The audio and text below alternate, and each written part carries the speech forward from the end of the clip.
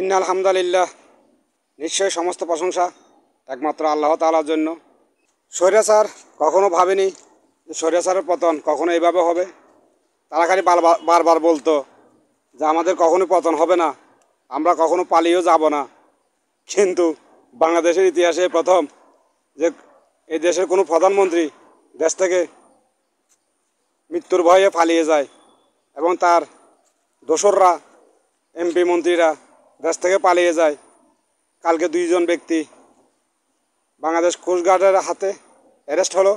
তার মধ্যে একজন আইনমন্ত্রী আনিসুল হক, আরেকজন সাবেক স্বৈরাচার সরকারের উপদেষ্টা সালমান এফ রহমান। তারা কখনো ভাবেনি যে তাদের এদেশে এরকম কোনো অবস্থা হবে।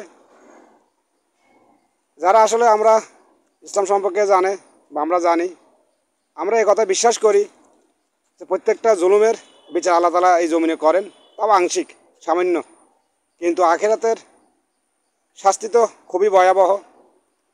তারা কখনো ভাবেনি যে তাদের পরিণতি এরকম হবে। ইতিমধ্যে অনেক এমপি মন্ত্রী জেলখানায় বন্দি।